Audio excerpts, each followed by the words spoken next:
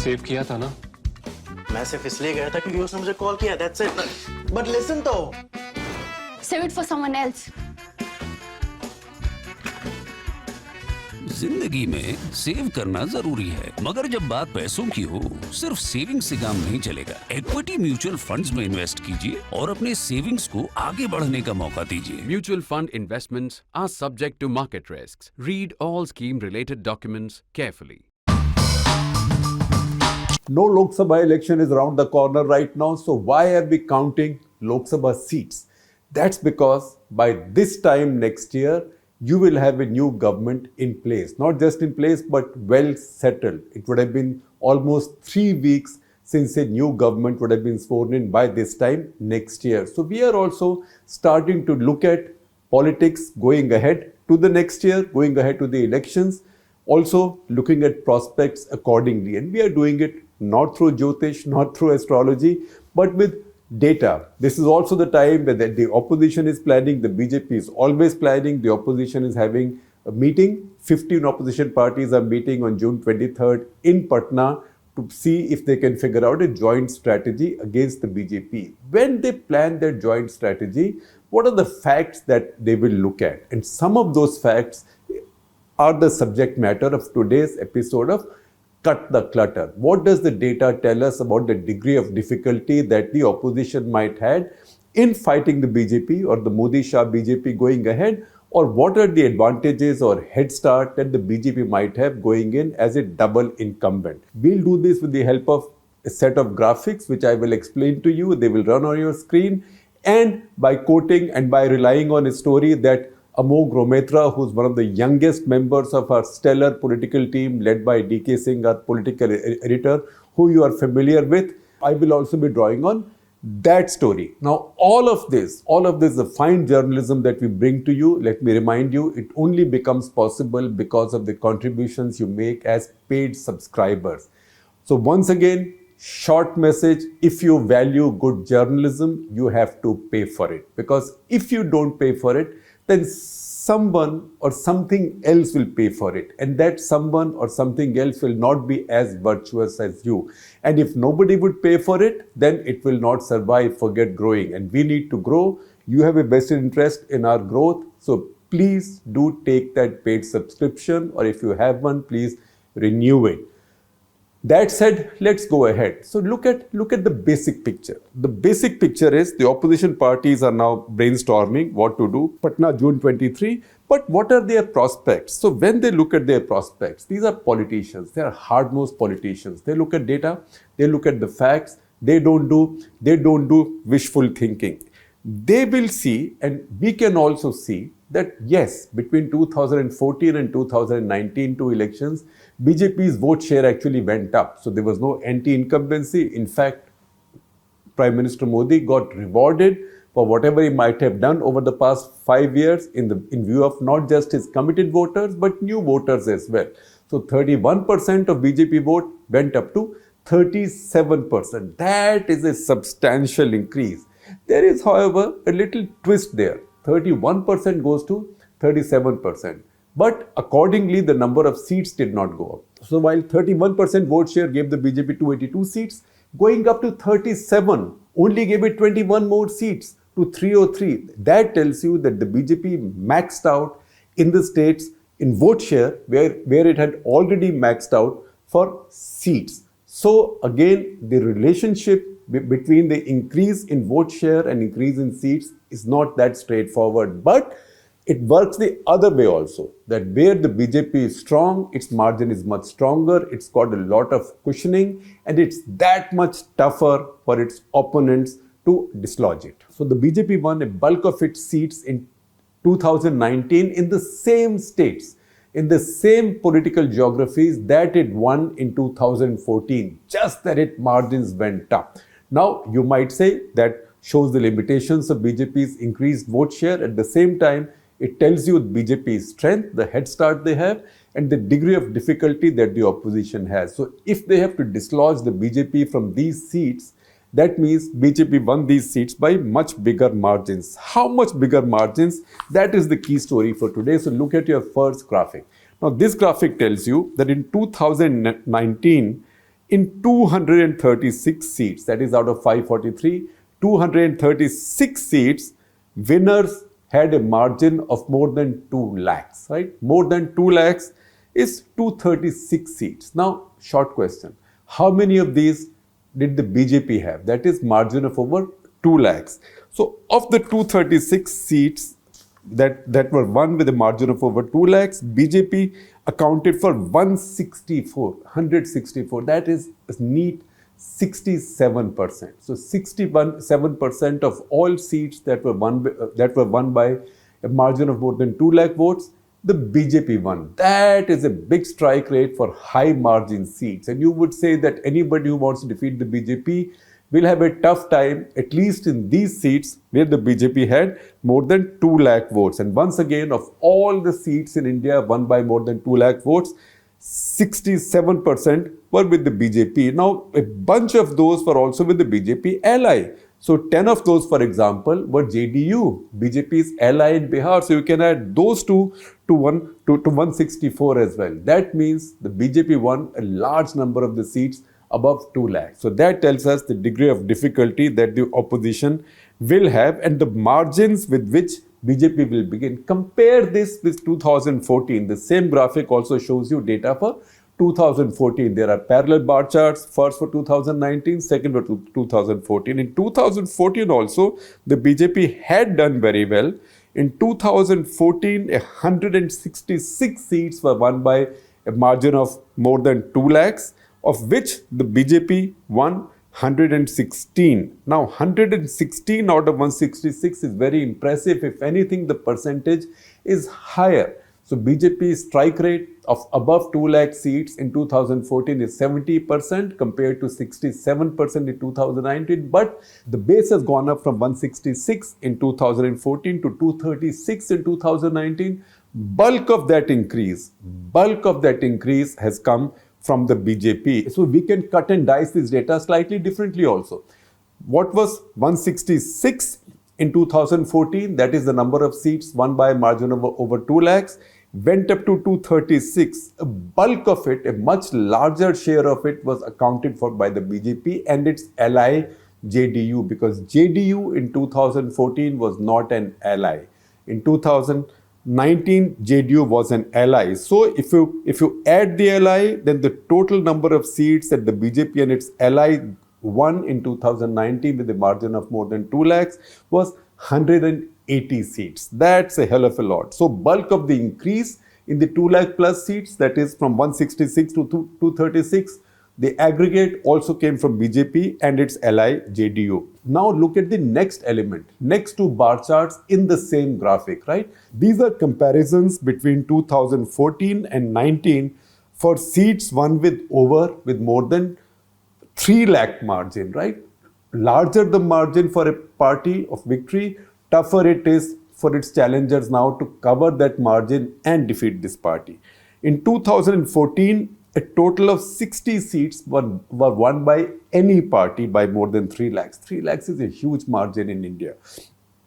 Whereas in 2019, this number went up from 60 to 131, and thereby lies a very interesting story. In 2014, of the 60 seats that any party won by more than 3 lakh votes, BJP had won 42, that's a straight 70%, right? So if in 2014, 60 seats were won by a margin of more than 3 lakhs by all parties together, BJP had 42, that's a straightforward 70% strike rate. So you would say fantastic. But see what's happened in 2019. The number of seats won by any party by more than 3 lakh votes has gone up from 60 to 131. That's a straightforward, neat increase of 71 seats. Of these 71 seats, 63 of 71 have been accounted for by the BJP. Of these 71 seats, 63, I repeat again, 63 have been accounted for by the BJP, which means they have mostly single-handedly taken this number of 60 seats with plus 3 lakh margin of 2014 to 131. So in 2019, Out of the 131 seats won by more than 3 lakh margin, BJP has won 105. That tells you the domination that the BJP had in these areas, and once again the degree of difficulty that the opposition will face. Then the next set of bar charts on the same graphic, right? And we'll circle it again for you. That is margin over 4 lakhs. In 2014, only 16 seats were won by more than 4 lakh margins, and you will expect, as you would expect, BJP has a bulk of these. So BJP has 13 out of these 16. That gives the BJP a strike rate of 81%. 81% of the seats won by more than 4 lakh votes. Then see what happens. In 2014, 16 seats were won by any party by 4 lakh votes.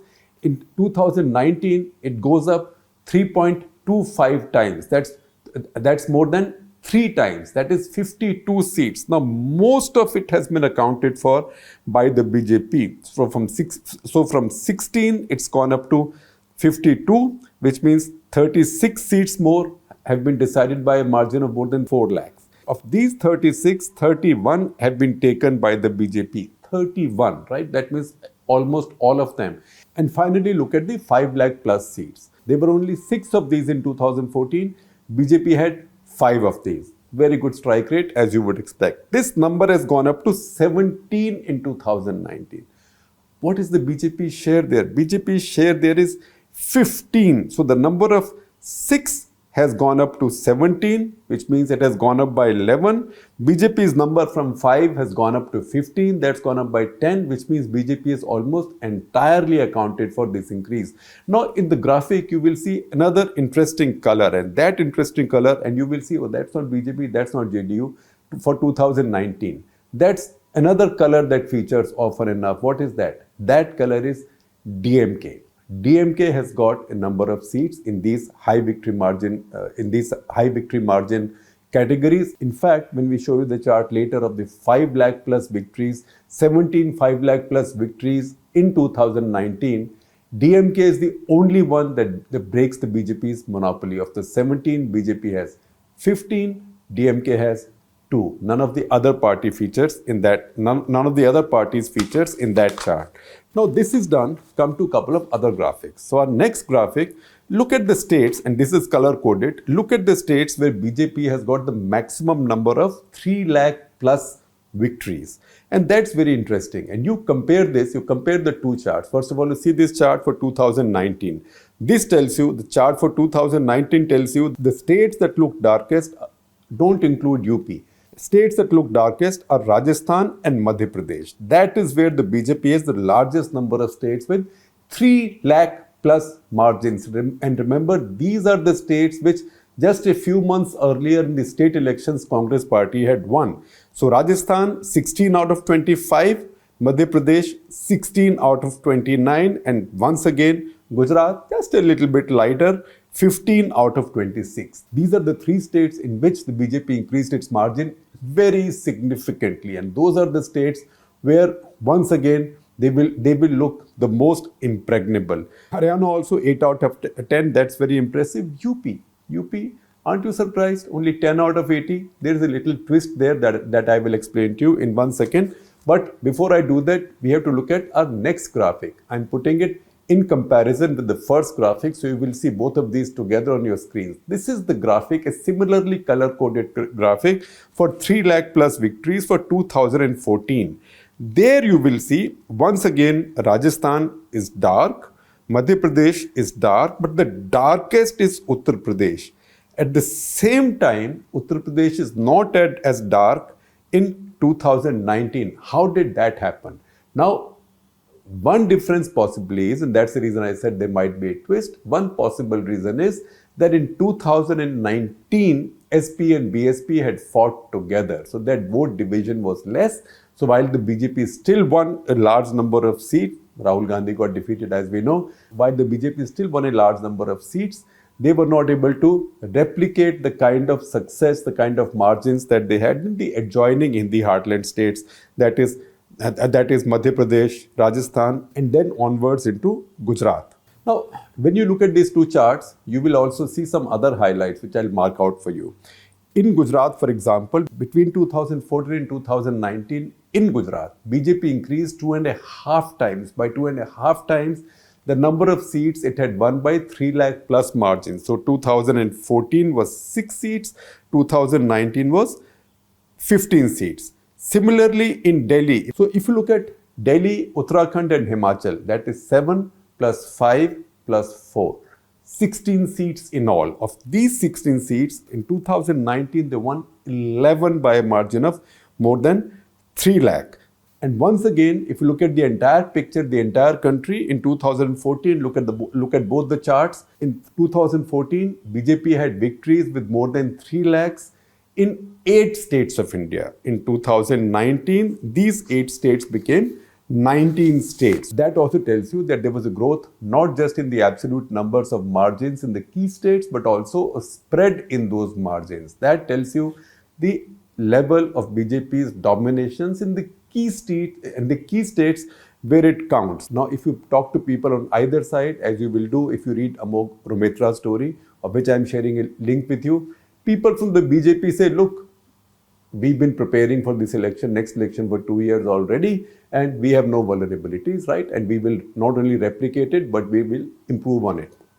People from the Congress party say, in fact, Praveen Chakravarti, who heads the Congress party, who's chairman of Congress party's data analytics center, he says, just remember that warning with mutual funds, past performance is not an indicator of future returns. But the fact is that there is a big gap. There is a big gap. Then you look at some vulnerabilities as well. That is our final chart. If you want to see vulnerabilities, look at the number of seats that BJP won by less than 1 lakh votes, right? 1 lakh votes, 77 seats. So 77 seats in 2019, BJP won by less than 1 lakh votes, of which 40 were won by less than 50,000, 25 by less than 25,000, 10 by less than 10,000, 5 by less than 5,000.